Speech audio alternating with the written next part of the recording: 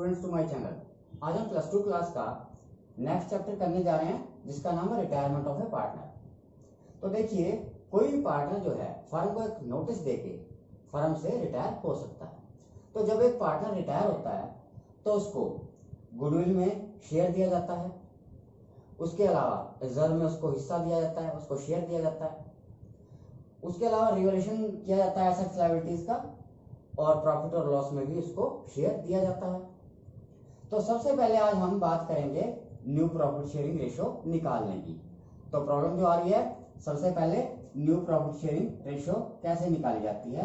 तो new profit sharing ratio, तो topic सबसे पहला टॉपिक हमारे पास आज का ये है। इसका एग्जांपल ले रहे हैं, एक्स वाई जेड तीन पार्टनर है, उनका रेशियो 5:4:3। तो पहला केस आपके सामने आ रहा है, अगर एक्स रिटायर हो जाता है तो न्यू रेशियो क्या होगी। तो आप देखिए, अगर हम एक्स को भूल जाएं तो हमारा बचता है वाई और जेड, तो रेशियो होगी 4:3। नेक्स्ट केस है कि अगर वाई रिटायर हो जाता है तो हम वाई को भूल जाते हैं, तो रह जाता है एक्स और जेड, तो न्यू रेशियो क्या होगी 5:3। और अगर तीसरा केस देखते हैं, जेड रिटायर हो जाता है तो रेशियो क्या होगी 5:4, ये न्यू रेशियो होगी। हमारा नेक्स्ट एग्जांपल है, एग्जांपल नंबर 2। ए बी और सी तीन पार्टनर्स हैं, 1/2, 1/3 और 1/6 में। तो फाइंड आउट न्यू रेशियो अगर ए रिटायर हो जाता है। तो सबसे पहले हम एलसीएम लेंगे, एलसीएम आ जाएगा 6, तो 3, 2 और 1। देखिए, अगर हम ए को रिटायर कर देते हैं, यानी ए को बीच में से निकालते हैं, तो रह जाता है 2:1। तो यही हमारा न्यू रेशियो होगा। नेक्स्ट एग्जांपल है थर्ड, ए बी और सी पार्टनर्स थे, उनका रेशियो था 5:4:3। सी रिटायर हो जाता है और उसका शेयर ले लिया जाता है ए और बी के द्वारा, रेशियो है 3:2। तो फाइंड आउट करना है न्यू रेशियो। तो इस क्वेश्चन को हम कैसे सॉल्व करेंगे, तो देखिए सॉल्यूशन क्या होगा। सी का शेयर है 3/12, आप यहां देख रहे हैं कि 3/12 है, और ये किसने लिया, ए और बी ने, और किस रेशियो में लिया 3:2 में। तो हम देखते हैं, ए गेट करेगा 3/12 का 3/5, 9/60। तो ए का जो न्यू शेयर होगा, न्यू शेयर वो क्या होगा, पहले ए का है 5/12 और उसे सी से मिला है 9/60।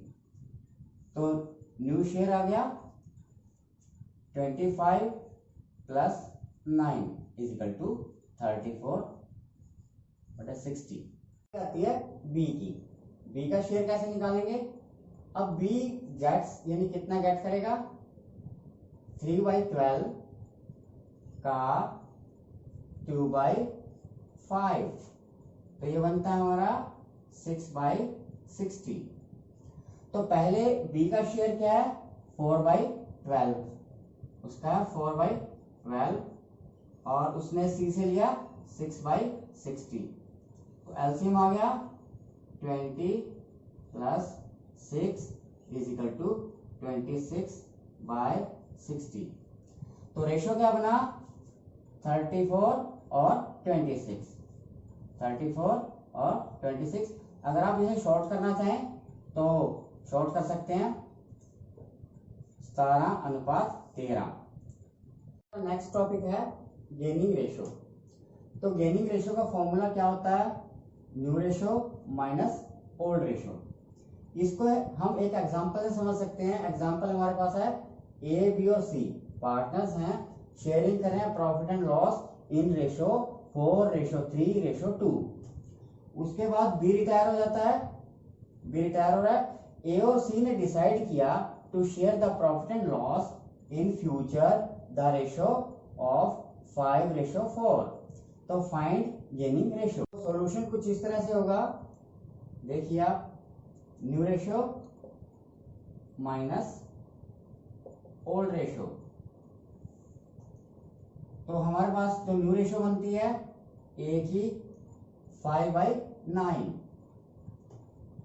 और ओल्ड रेशियो है इसकी 4/9। अगर हम एलसीएम लेते हैं तो 5 - 4 = 1/9। इसी तरह से अगर सी का हम निकालते हैं तो सी का बनता है न्यू रेशियो 4/9 और ओल्ड रेशियो आप देख रहे हैं 2/9। अगर एलसीएम लिया जाए तो बनता है 4 - 2 = 2/9। तो हमारा जो आंसर होगा तो 1:2 आंसर होगा। नेक्स्ट टॉपिक है अकाउंटिंग ट्रीटमेंट ऑफ गुडविल। तो इसकी एंट्री बनती है continuing partners capital account debit to retiring partner capital account, यानी जो बच जाते हैं उनको डेबिट करें और जो रिटायर होता है उसको क्रेडिट करें। और किस रेशो में करते हैं? जेनिंग रेशो के अंदर। ये मैं बताना चाहूंगा, ये एंट्री होती है हमेशा जेनिंग रेशो से। इसको एक एग्जांपल समझा रहा हूं। एग्जांपल है ए बी और सी पार्टनर्स हैं, उनका रेशो 1:1:1 यानी इक्वल पार्टनर्स है। सी रिटायर हो रहा है और जो गुडविल है फर्म की वो वैल्यूड की गई है ₹36,000 यानी 36,000 रुपए फर्म की गुडविल वैल्यूड की गई है। ए और बी एग्री कर रहे हैं कि शेयर करेंगे फ्यूचर में, उनका प्रॉफिट होगा 3:2 यानी ये ओल्ड रेशो गिवन है आपको और ये न्यू रेशो गिवन है। तो पास नेसेसरी जनरल एंट्रीज। तो मैं बताने जा रहा हूं इसका सॉल्यूशन किस तरह से होगा। देखिए 36,000 में सबसे पहले रिटायरिंग पार्टनर्स का शेयर निकालेंगे और रिटायरिंग पार्टनर्स का शेयर बनता है 1/3 यानी सी का शेयर बनता है 1/3। तो उसके हिस्से की गुडविल आ जाती है 12,000 रुपए। सी के हिस्से की गुडविल है 12,000 रुपए। इसकी एंट्री बनेगी continuing partners capital account debit. अब कॉन्टिन्यू कौन रह गए हैं? सी अगर रिटायर हो जाता है तो बच जाते हैं ए और बी। तो हम एंट्री करते हैं A's capital account debit, B's capital account debit to retiring partner कौन है? C, to C's capital account. अब 12,000 रुपए से एंट्री होगी, आपको पता ही है, लेकिन अब हमें क्या चाहिए? गेनिंग रेशो, क्योंकि डिस्ट्रीब्यूट कैसे होगा ये? गेनिंग रेशो में। तो गेनिंग रेशो का फॉर्मूला आपको पता है, new ratio minus old ratio. तो हम निकालेंगे ए की और बी का। न्यू रेशो है 3/5 और बी का है 2/5। ओल्ड रेशो ए की है 1/3 और इसी तरह बी की भी 1/3। अगर एलसीएम लेते हैं तो आ जाता है 9/4 आ जाता है। तो बी का करते हैं तो एलसीएम है 15, 6 - 5 तो हमारा आता 1। तो 12,000 को अगर ए यानी 4/5 में डिस्ट्रीब्यूट करते हैं तो 9600 ए का बन जाता है और ऐसे ही 12,000 इंटू 1/5 करते हैं तो 2400 बी का बन जाता है।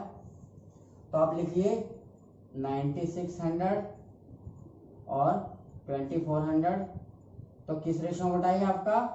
गेनिंग रेशो में। और गेनिंग रेशो क्या आई थी? 4:1 यानी 4:1। अब हमारा नेक्स्ट टॉपिक है when goodwill already appearing in the books. इसकी जो एंट्री की जाती है all partners capital account debit to goodwill account. और किस रेशो में बढ़ती है गुडविल? ओल्ड रेशो में। मैं बताना चाहूंगा ओल्ड रेशो से एंट्री की जाती है। इसको एग्जांपल हम बता रहे हैं आपको। ए बी सी पार्टनर्स हैं in ratio 2:3:5। Goodwill appearing in the books at A value of ₹60,000 यानी पहले से अपीयर कितनी है? 60,000 रुपए गुडविल अपीयर है। ए रिटायर होता है, goodwill of the firm valued की जाती है 45,000 रुपए यानी ए के रिटायरमेंट के टाइम गुडविल फर्म की वैल्यूड है 45,000। बी और सी डिसाइड कर रहे हैं share future profit in the ratio 1:1 यानी इक्वली। तो पास्ट जनरल एंट्री। तो अब मैं बताना चाहूंगा आपको कि इसकी एंट्री क्या बनेगी, इज कैपिटल अकाउंट डेबिट,